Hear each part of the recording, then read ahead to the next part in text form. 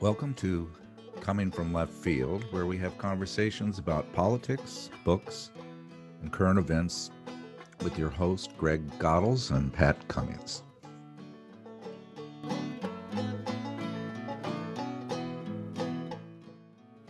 The robber barons originally referred to extraordinarily rich medieval German lords who collected tolls on primitive roads crossing their lands and from vessels passing on the Rhine River. From the late 1870s to the late 1890s, we witnessed the Gilded Age of Cornelius Vanderbilt, Andrew Carnegie, J.P. Morgan, and John D. Rockefeller, all of whom became moneyed through ruthless and unscrupulous business practices. Now we have Bill Gates, Jeff Bezos, Warren Buffett, Elon Musk, and Mark Zuckerberg. What do we call their financial status? How about obscene wealth? Let's discuss. Hey, Greg. Welcome. Hey, Pat. Thank We you. had a wonderful guest today. Bonfire, American Sociocide book, and last night at around 10 o'clock, he had a conflict, and his publisher called and said they couldn't come on. And so I thought, well, this would be a good time to catch up with you. And in doing so, I said, why don't we just use this time to talk about your new article in Marxist Leninist Today called Obscene Wealth? And to fill people in on you, you have been involved with this Marxist Leninist Today, which is a very good publication and publish an article every few weeks or so, always on different topics. The last one we devoted our podcast to, which is Gramsci, and that was fun for me because I didn't know anything about him. And this one's about obscene wealth. Talk about this. I think we both read Piketty's book on capital, and you mentioned you read the Wall Street Journal. Tell me about Religiously. religiously. Okay, Yeah. that's interesting. Tell me about that, first of all, because that's where Yeah. the article came from. Yeah. I always have to kind of apologize for it because most people say, ooh, that's the devil, that's evil.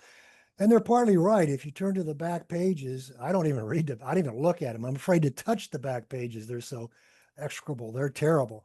But the news is news geared to people that need to know. They don't need to be propagandized. They don't need to be convinced. They just need to know. They find this information useful.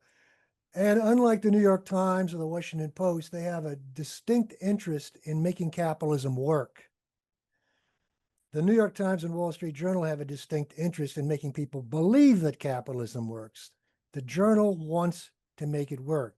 So they're much more likely to expose some of the warts in capitalism than the other two publications. For example, they were the people that broke the news about the federal judges who all were making decisions about corporations that they had enormous stock in, which says to anybody they Right. can't be making fair and judicious decisions as the judiciary.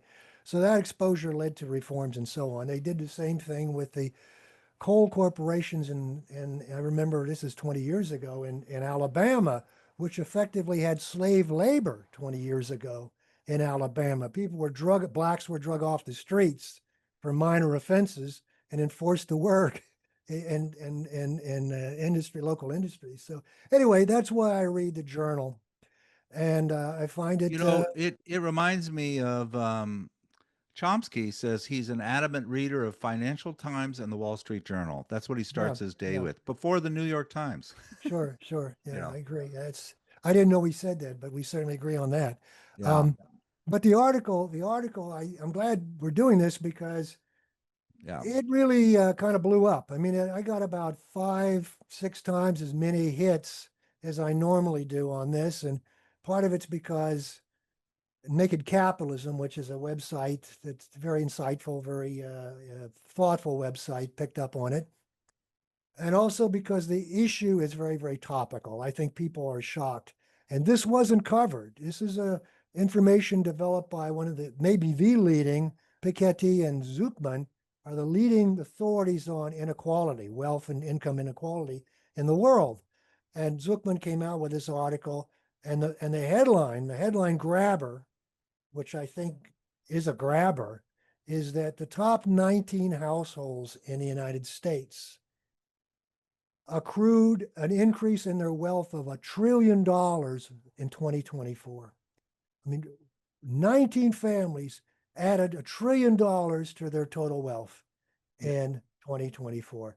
That's the basis for calling it obscene wealth. I think Right. any honest person has to concede that's obscene. Get 19 ultra rich US households gained $1 trillion in 2024 alone, more than Switzerland's GDP. Yeah. Yeah, I Yeah. mean, I think that's the headline grabber. But I think what's more interesting is to go even further and look at the top 1%, which I think from memory is maybe 133 households, and then the top 0.9% added on to that to constitute the top 1%, which I think is maybe 1,012. I'm not, I'm doing this from memory. So you've got a rather large number of people sitting on a huge proportion of the total US wealth. And I use wealth, I think wealth is important. It's important to know that wealth is a better indicator of inequality than income. I mean, a football star can make in 5 years or 4 years an obscene amount of income and then watch it drain away frivolously and end up in poverty. But wealth you can't even get rid of. For the Right. example, that top 1% in the article, in my article, I think I talk about the gains every year that those households were getting just sitting on their asses. $435,000 every year added to their total wealth just by doing nothing, essentially, Right. just by the compounding of their interest and so on. So you can't get rid of wealth. You can do foolish things. You can give a lot of your money to a con man, and still you've got a lot of money left. That's the nature of wealth.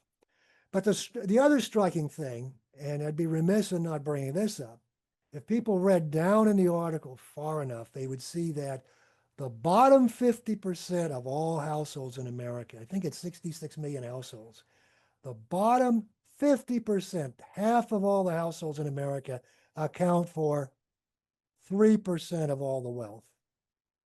And I raise the question, I think it's an important question to raise. It doesn't get raised.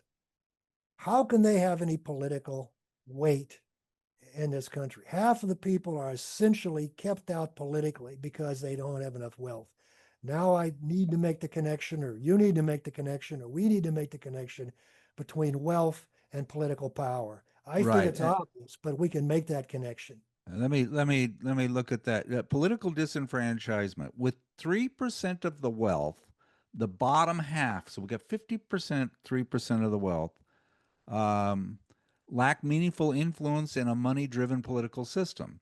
Even the next 40%, holding 30% of the wealth, have limited power. So if you have this illusion that we have a democracy, and I we can go back to that in a little bit, but it's the issue that there is just no doubt that people have money influence the decisions made in this country.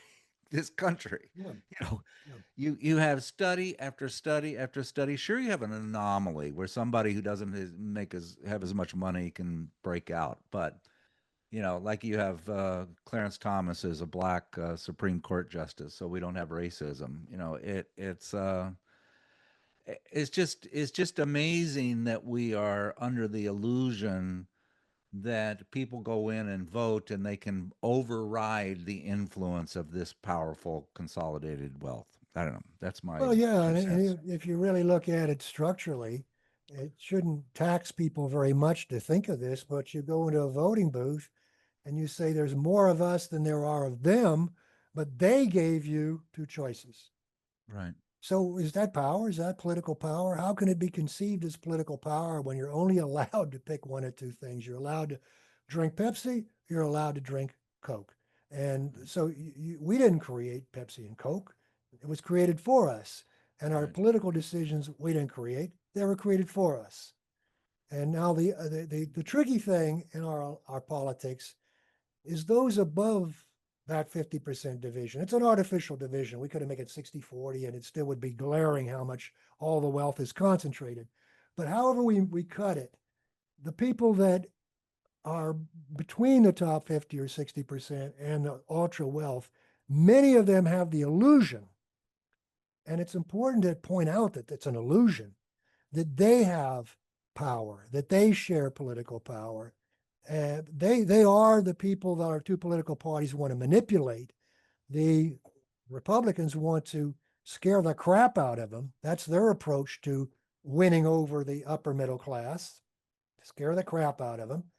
The Democrats' approach is to appeal to their sentiments and don't tax their income or wealth. Don't ask them to make any sacrifices. So then you get into all these social issues, social liberalism, which the upper middle class, the suburban crowd really enjoy. And the Democratic Party, since the loss of the South, has been devoted to playing to that segment of the population. But let me ask you a question, Pat. Get you Okay. involved in this. Because I think this says something about an unspoken concept in America, and that's the concept of class. Do you think there are social classes in this country? Oh yeah. Yeah, I think they're What are they? What are the social classes? well, let me look at there's one chart that I looked at where you see the, correlation. And if you look at take these two factors and put them on a chart, it's literally one line. And that is a correlation between family income and college attainment or educational attainment. College is now essentially for those with wealth, with student loan, so forth.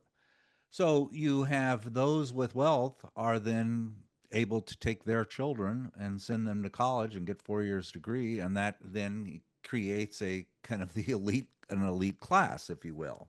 Especially even if you look at the smaller subgroup of the elite Ivy League schools. So you're creating, that's too that's it's on it college is unattainable for an awful lot of people now, and it's only attainable for those with wealth, and that would be a feature of class. Well, I it don't know. wasn't always that way. I mean, that No, it wasn't what, always that way what's at all. what's interesting, I think. I mean, I'm an example, and people my age, many of my age, are an example of how it could be different. And then you have to ask a critical question: why was it different back in the 50s and 60s? Back in the 50s and 60s, my only hope of going to college came around an Illinois State scholarship.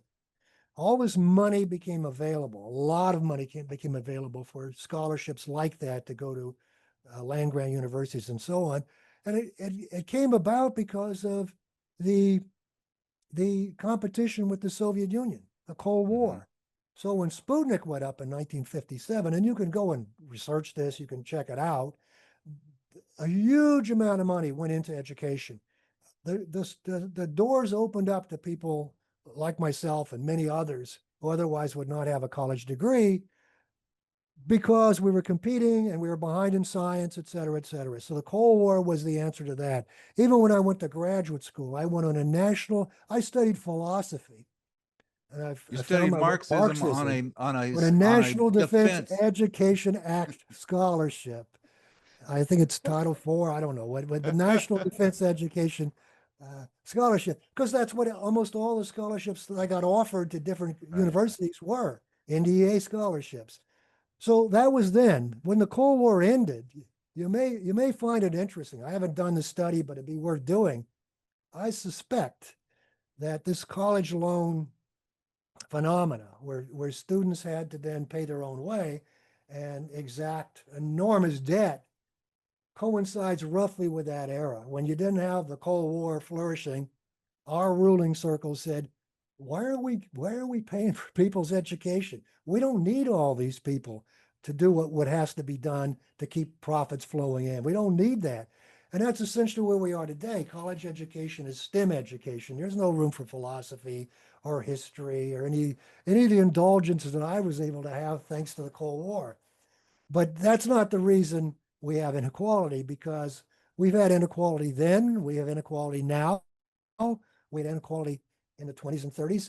The only time we had a change in the kind of Gini relationship was in the post-depression era with unionization with the welfare state and so on. That did change it, and with Social Security and Medicare, and with money available during the Revolutionary '60s when people were up fighting. So we everything we got in terms of evening the playing field, we got by fighting for it. That's all. That's the only way we got it. And when we don't fight for it, or we don't have a strong reason for everybody to fight for it, it slips away from us. And that's why inequality has grown so enormously in recent times. It's we're now at a level of inequality with wealth and income inequality. It's a counterpart to pre-depression, Right. pre-depression. You know, I remember reading. I didn't know you when I read this, but I remember reading Capital, Thomas Piketty's book, Yes, and I it was 10 years ago, maybe, and it's a thick book, and I it made it is. through the whole doggone thing, and you can sum up in one sentence what the thesis of the book is. And that is also captured by you right at the end when you're talking about kind of classic, Marxism. And the book was accumulation of the history of capitalism from I don't know when the beginning of it till the mid 2015. And the whole purpose of the book is that capitalism, by its very nature, accumulates wealth that goes to a smaller percentage of the people. And there have been few corrections. There was a correction in World War II, there was a correction in the 70s where it defies that. But by the very nature of the economic system, it is going to concentrate wealth with a smaller group of people, period. And tell me about that. Well, you read Piketty correctly. You read Capital. That Right. is the summary of it. I got a little bit of a slap down from some of my lefty friends, my Marxist friends, uh, my common Marxist friends. I'm a Marxist because I praise Piketty, but the value of Piketty is it's an empirical study. It's not a theory that flows out of reading the original Capital, Karl Marx's Capital, Volume 1, 2, and 3. It flows out of a study, a look, an examination of how capitalism has evolved factually, empirically. So he gives us a picture of capitalism that takes it back, as you say, to its roots. And Right. it shows that it inevitably, not out of theory, but in reality, it reproduces and reproduces inequality. It's a constant of capitalism. And that's an invaluable conclusion because, frankly, we're not dealing with Marxist theoreticians all the time. We're dealing with working people, uh, thinking people out there that listen to us. And this gives us an example. Look at the chart. Inequality, capitalism goes down its merry way, and inequality grows right along with it. And the aberrations we can all account for. We can explain all the times when it doesn't happen. They're very infrequent, but we can explain them. So, yes, I mean, faced with that, that's my quarrel with many of our academic guests who start ranting about neoliberalism. All the problems we have today are because of neoliberalism. It goes back to Reagan and Thatcher and that period. No, it doesn't. That's a product of capitalism. And they can't utter the words, that's what capitalism produces. They And I can't think, can't Greg, when speak to you, that. yeah, when I looked at his book, I looked at the reviews for it. Nobody said his data was wrong. Nobody. Nobody. They couldn't. Zero. His conclusions, some of his conclusions at the very end, he says we need a more progressive tax system. Oh, We need to yes. raise taxes Wealth on the tax. wealthy. And then he said, and that won't happen. After he said, we need to do this, but we're not going to do this because we've lost our. Yeah. But in essence, here, I loved it way you in your last paragraph. The essence of capitalism is the self expansion of capital, which takes place through the production and capitalization of surplus value. So when I do my labor, I produce value, some of which is Mhm. greater than Yeah. my labor. Um, Production of surplus value, in turn, is the function of the proletariat, the class of wage earners who own no means of production and can only live by the sale of their labor. Since the proletariat produces the capital and not for the satisfaction of its own needs, it follows that capitalism, in Marx's words, establishes an accumulation of misery corresponding with the accumulation of capital. It just is. If it ain't so, then tell me what it is. I mean, it just is. The sun comes up. That is by the nature of how capitalism works. Yes. Well, that's And not and you my can quote, you can but make it's a quote from Paul Sweezy, which I quote in there, and I'm happy to say, and it's a very early quote from Paul Sweezy before he wrote Monopoly Capital, which I have some quarrels with. It's a beautiful book, a wonderful book, but it's really out of date. But that's early Paul Sweezy, and I thought he nailed it with the reproduction of misery. You know, that right, phrase. right. Accumulation of capital coincides with the accumulation of Accumulate. misery. At one Right, end, all the capital accumulates. At the other end, the misery accumulates. And we see it today. We see it with young people that have $90,000, $100,000 in student loan. If I, in 1965 or 69, when I graduated college, I think I'd go and jump off a pier if I had $90,000 or equivalent amount of student debt. How do they do it? I tip my right. hat to them, but it's an insanity of misery that's reproduced by capitalism. Well, and you can say some nice things about capitalism. You can say, "Oh, it creates technology, it creates intervention, it is, I mean, you could go through and say some things that, oh, Yeah, isn't this a great system? But you can't deny the fundamental tenet that by the nature of capitalism working, it's going to concentrate greater percentage of the total wealth to a smaller percentage of the people. yeah, Period. That's that's like the period. law of That's period. gravity. That's Yeah. period. And Yeah. and you're right. And no one was more perceptive about the value of capitalism in its time than Karl Marx. Right. Karl Marx saw that accumulation of capital at one end led to reinvestment of capital and developing capital further and creating more jobs and creating more wealth. And some of that wealth was shared, but it was only shared when it was fought for. It was only given, Marx's view was that capital will only reproduce labor as a commodity. So a family in industrial England in 1820, 1825 could count on getting paid everything else being constant, enough to reproduce itself. So you burn out the people, they might work for 20 years if they were lucky, then they would die and then their kids would replace them. So labor was a commodity in that time, and that's what he was reflecting. That went on for a long time. And that working class was wise enough, organized enough to fight back and get some of that capital, get some of that surplus value back for itself.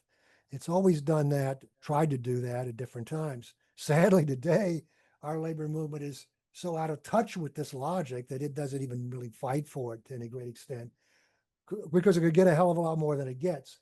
But that was the logic of capital, and that was the logic of capitalism, and that's when it did, things like penicillin that added to people's lives enormously. The fact that we have polio shots. I mean, they were all products of the evolution of capitalism at its time. We could go on and on. Even the poorest people have television sets for the Right. most part. Right. So I mean, yeah, but we have to acknowledge the fact that at some point there's an intersection of the two lines, and that's the line of the well-being of the majority and the accumulation of capital by a small minority. That's when it stops working for the majority. We have to dump it, and no Right. one wants to say that. They don't even I want to have entertain it. right. I have another. Let's say something else about capitalism that's nice. And they have what they call and Piketty mentions this in his book. They have what they call the golden age of capitalism. I think that's a term. I don't know. Anyway, it's For from him, it's 1940. let's see, it's the 30 golden years. Yeah, Glorious, 19 the 30 glorious, the 30 glorious, the 30 glorious years from right after World War. 1945 to 1973. So yeah, roughly. 1945, the war is over. You had all of this production. It went into, you had the GI Bill. You had power of the labor unions, which really trimmed their sails in order for the war effort, decided we need to have a little bigger piece of the pie. Big boom. And it was a period of time that if you were a anti-capitalist, you'd have tough time making an argument as people are looking at the quality of life was in the longevity. The average family could have one person working and could send their kids to college and own their house. It was a phenomenal time. Yeah. And then we get Reagan. So how do you the question for you is, could you, if you had good government structure and regulation, have that type of system function where at that period of time the great accumulation of wealth wasn't going to a small group of people? You had high tax rates. um, you had the as the production was increasing, wages were increasing in a perfect harmony. Is there anything to that? Can that have any replication? Can that have any value? I don't know. Well, What's your yeah, thoughts about that? that's an interesting period. It's essential to understand it.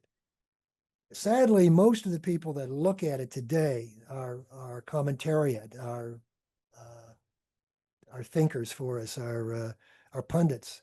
They look at it nostalgically. They ask the question you ask, and they say that's what we have to do. That's what we have to find a way back to.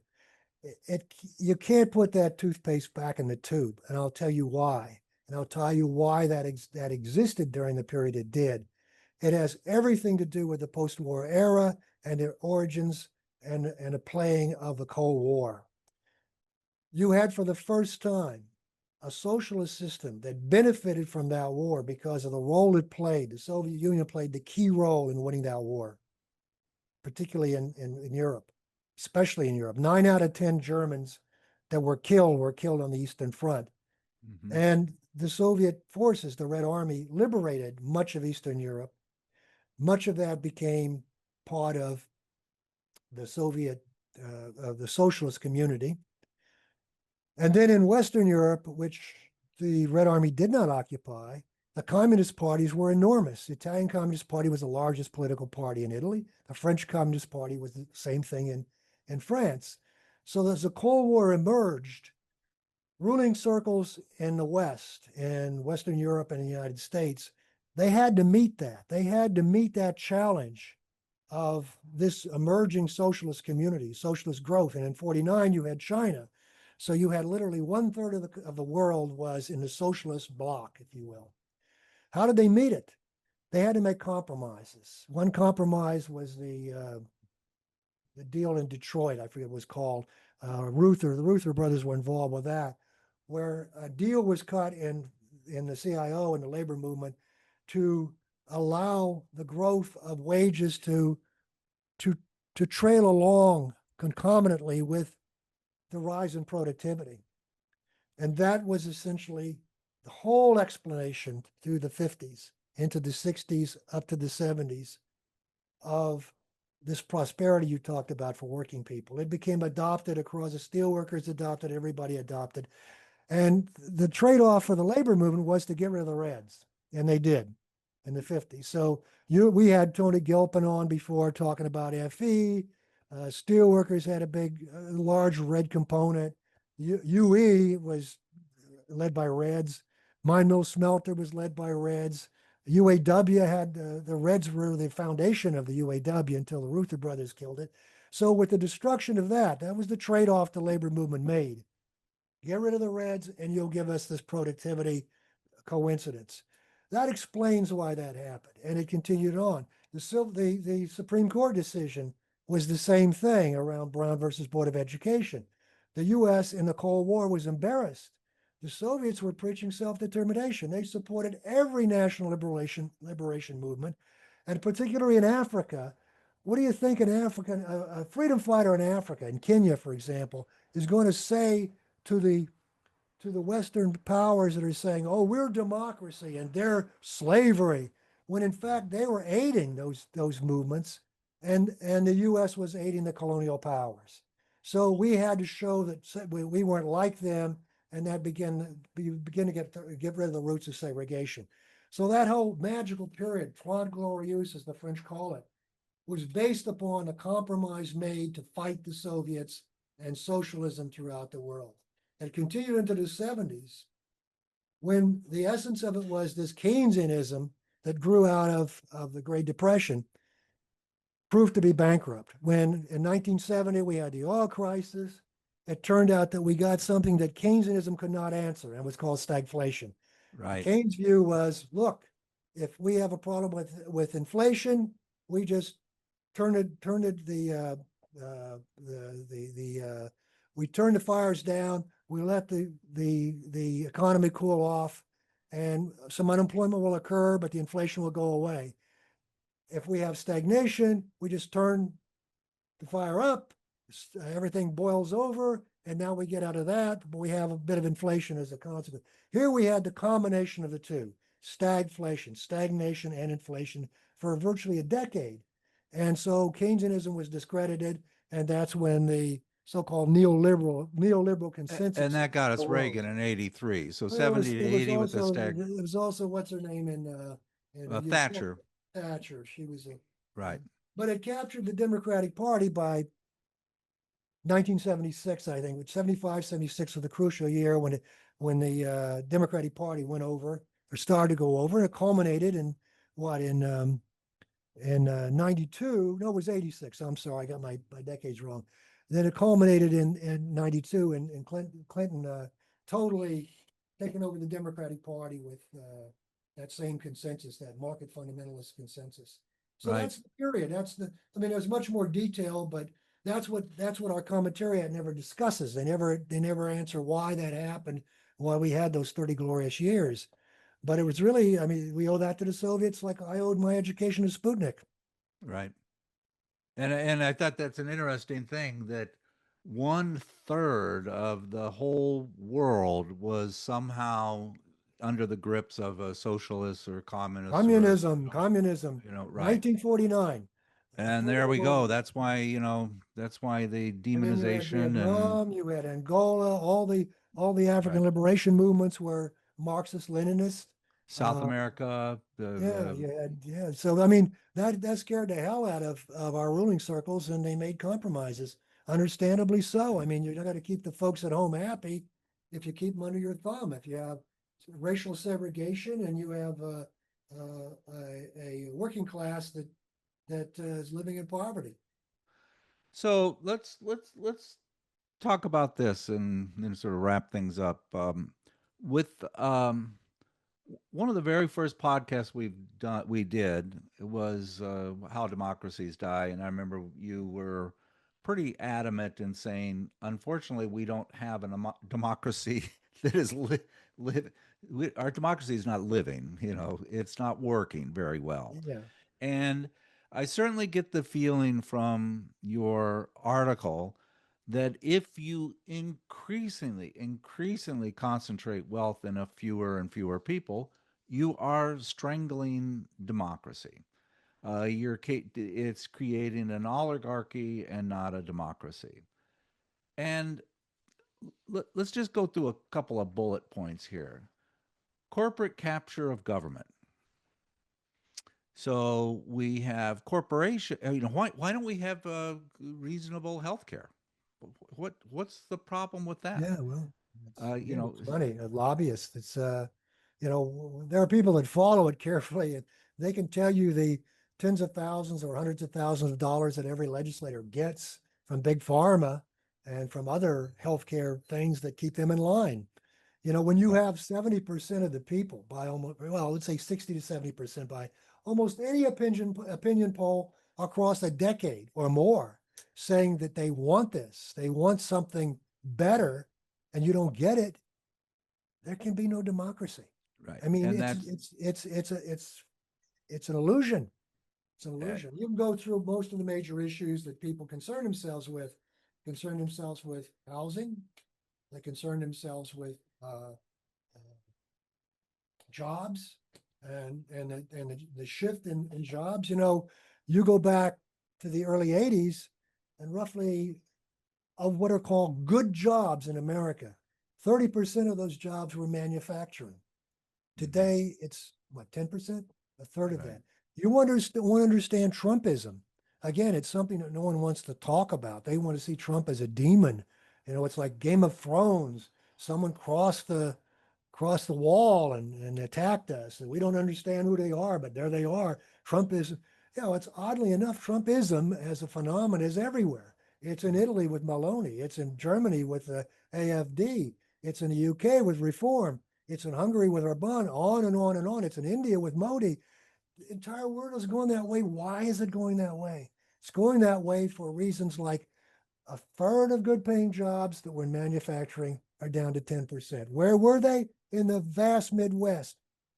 Where did those people vote in 1980? They voted for Democrats. What do they vote for today? They vote for Trump. It A doesn't huge take a shift, genius to huge put, shift so fast too. yeah, Yeah. yeah. Well, if 80 to that's 50 years, it's almost 50 years, but yeah, Yeah. relatively fast shift. But the numbers tell you why, but no one wants to confront that. So now you have in the Democratic Party Ezra Klein saying it's a we need a new policy of abundance. Give them a buzzword. Give them cake. That buzzword is just like cake in the Revolutionary France. It's nothing. Right. So Let's yeah, look at other feature of this extreme wealth concentration is suppression of voting and minority rule.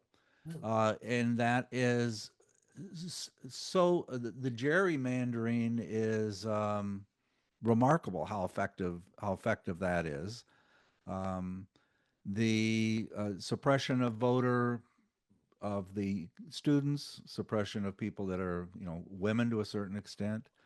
Um, why that's why a does gerrymandering work? Why does gerrymandering work? Why is you it that know talked I about? we I told you about that one uh, documentary on the dark money. Yeah. Jane Mayer's book is now has a new documentary on dark money, and it's a two-part documentary. The first part is a very corrupt politician who was literally just taking money and voting with it. He got caught, um, and even after he got caught, dead to rights, he got caught. The state was so gerrymandered in their election that he gets reelected. you know, it was just he's obviously Yeah. on tape with the money going to the lobbyists. Do Well, this, okay, here, what I'm driving at is the fact that it's not even discussed right, tells you it tells you that the two parties are in collusion with it. They're willing to give up this portion that's theirs for that portion that's yours. They're not unhappy with that. And then there's the parts that they do want to fight over because demographically things shift or whatever. But generally, they're perfectly happy to give this part away. What does it mean? It means there's no democracy behind that. I mean, that's done by elites. It's done behind your back. Anything done behind your back is anti-democratic. And my argument is that virtually everything politically today is done behind our backs. right. Trump actually was a breakthrough because, you know, the D's when he was running the first time, the D's were supporting his role because they saw him as a That's potential disaster for the Republicans. Totally misread the situation. right. And, what is it? I mean, they're doing it behind your back. And they did it. Let's look at the other one. Again, extreme concentration of wealth. What does it do to media monopolies and our manufacturing consent? How do we get information? Who is the one ABC reporter that made a comment about how Yeah, despicable Trump that's was, and then he's fired. We have complete suppression of our media, alternative media. X, if you're on Twitter anymore, it's comical how distorted it is. So that's when you have that much concentration of wealth, you get to own the message, and that goes to Gramsci, which we talked about last week. Yes, You, yes. you can set the narrative. You Well, know, people want to pretend it's new. They want to pretend that it's a new thing, and that's what misleads people. That's what gets people to not understand what the real problem is, and the problem is capitalism, because they think it's a feature of neoliberalism on one hand. I take you back to the 1979, 80 when Reagan got in, or they think it's a feature of Trump and Trumpism. They don't understand the damage that Clinton did. They don't understand the militarization of the police that occurred during the Clinton administration. When you see on television the police coming out, you're not seeing the police of 50 years ago. They're not in blue uniforms with funny looking hats and maybe a gun strapped on at a billy club. They're in military gear. They're completely militarized. That all happened in the Clinton administration when Biden was a senator. He sponsored all that. So this has a history. All this has a history. It unfolds in front of you. If you don't follow it, you get caught in the trap of saying, "Oh, we'll get rid of Trump and everything will be copacetic." That ain't the way it's going to work. right? That's not the way it's going to work because the Uh, Democrats have no answers. What answers do you see out there? I beg people to see this to write in or call in or let us know what their answers are because I don't see it in a two-party system. yeah. That goes to the other. This is my checklist here.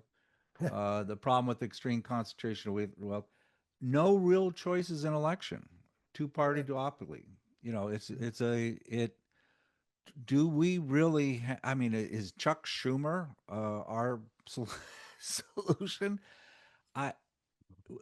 Or Cuomo. It's the suppression of anybody that is threatening the structure and the system is done so effectively. Well, the, Um, the consultants play us for fools because they can take a damaged personage like Andrew Cuomo, who had like 13 different people say that he sexually harassed them or whatever. He asked to resign his position and disappear for a while. The cynicism behind putting him forward again, a political consultant saying, we'll throw a shitload of money behind him and he'll be okay, is so cynical and such an outrage and such an insult to our intelligence as voters. right. And if they can do that, how can there be democracy? How can you say there's a democracy when they can get away with that? He's leading for the mayor of New York. Hopefully, Manzani Right. will beat him. I mean, he's doing very, very well with less and less, but he's doing very, very well. But just the idea that Cuomo could make a comeback and insult us and the Carvilles of the world and say these idiots, they'll vote for him. Just throw a shitload of money behind him. Yeah. That's the problem with wealth inequality and democracy. Yeah. That's why they can't be in the same room together. Uh, that's that. I mean, that's just showing you how the secondary effect of this concentrated wealth is the complete destruction of any semblance of democracy, and we're And getting I pretty would close add to that that. one of the most shocking things is how both parties agree almost entirely on foreign policy. They Right. support the same militarized, call it for what it is, imperialistic policies that we've suffered under now for virtually since the Cold War and before, during the Cold War. You would think after the Cold War, Clinton talked about, well, now we're going to have demilitarization. Now we can take that money and devote it into transportation, fast trains, you know, better public education and so on. No, we're still spending it on weapons, Right. $1 trillion budget. I mean, it's shameful that both parties support that. It's shameful that 75 Democrats last week voted in the House to thank ICE for what they're doing. 75 Democrats. How can you invest in our democracy when that's a feature of it? Where do you find hope in that? You're going to have to find hope in something outside of doing the same thing over and over again. Now, what it is, I'm not a seer. I just know my only contribution is that anyone that thinks about it has to look outside of what they've been saying, what they've been thinking. Yeah. I think I know where it is, but it's not for me to say. It's for people to wake up and decide that they want a third party, a third populist party, a party that isn't beholden to money, that what money it gets from little peoples and hopefully unions that wake up to the dire situation. The Democratic Party just um, insulted two union leaders. Not that those two union leaders were much, but I mean, that's how they take them for granted. They don't care about working people. Greg, thanks for chatting. This was fun. We had no idea that we were going to do this because we were expecting up until just a little bit ago to have a different guest, but this was fun.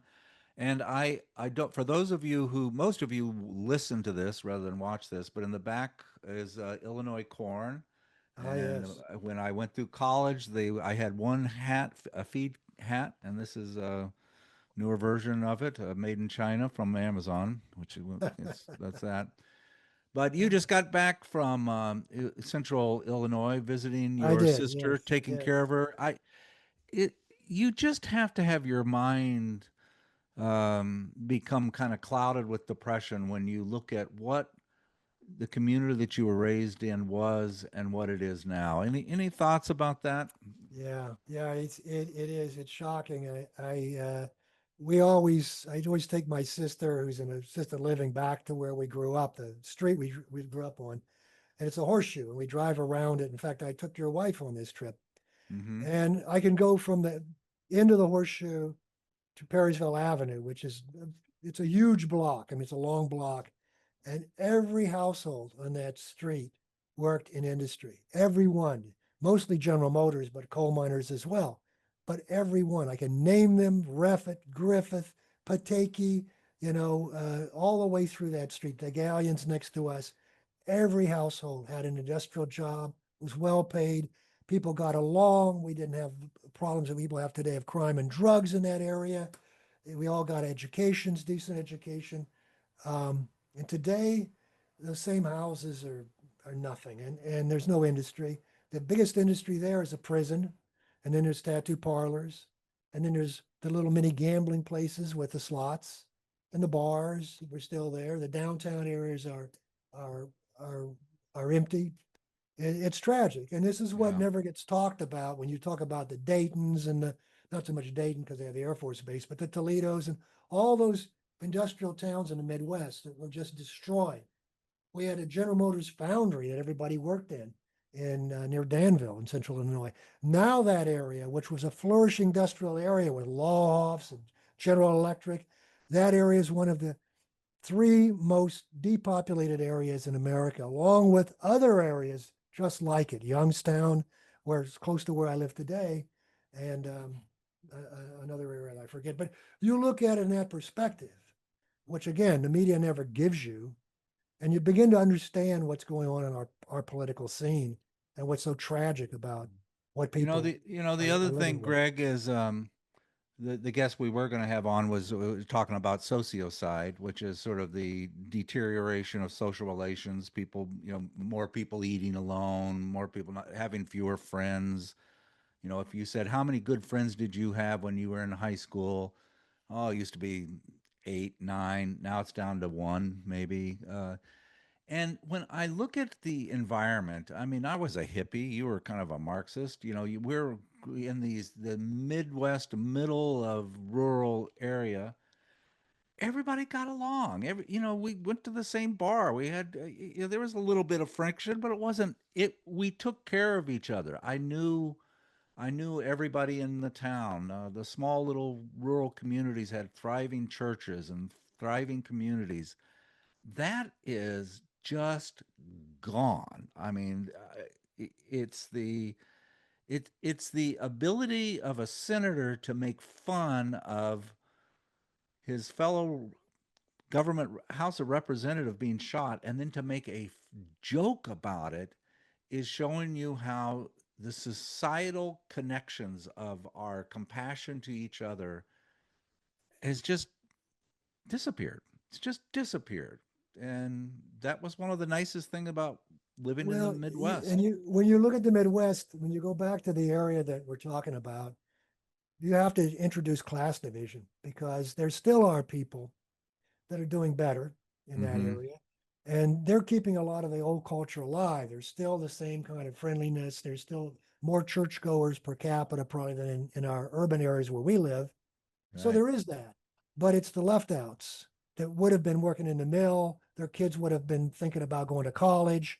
There would have been a kind of escape from the lowest level. It was always there, it was always available. And in a sense, you could almost blame the people that didn't take advantage of the opportunities that were there. The opportunities are gone now to escape. You know, it just, you have to leave, move away. And it even, it creeps into urban areas like Pittsburgh, where our population has been depleted dramatically since its golden age. You know, I remember in the late 70s when the mills started to close, first in Youngstown, then in Pittsburgh, and people had to leave. They just had to move away because there were no jobs here. Right. And it still exists like that. There's just meds and ads, and they don't pay what industrial jobs did. You got paid a hell of a lot better in a mill than you do cleaning bedpans at UPMC. Right. Greg, this is fun. This is fun. I'm glad we decided to do this. It's fun chatting with you. I always learn when I chat with you. So, Well, I always appreciate it too, Pat. And and again, I hope more of our people that watch this. I know it's grown. Our following has grown, and we've had some people reproduce what we do. I hope if people have questions or comments, they feel free right. to send them to We'll us. do it. Email I'm us. going to link to your article. I'll link to your article in your blog, and I put all of our programs on Substack. So if they follow me on Substack, or they can get notifications of Well, all of our shows. And so there we I go. need a hat like that, Pat. I need a hat This is like that. good, isn't it? Yeah, that is. Yeah, Honest to God, with all of my pictures in college, I had a DeKalb feed hat on, and it was just I can't believe I didn't lose it for well, 4 years. I But didn't wear hats because I had hair then, but now I don't have hair. I yeah, can there we appreciate a go. good There we hat. go. So Thank you, Greg. We'll see anyway, you. thank See you you, in a week. Pat. See All you right. soon. Bye bye.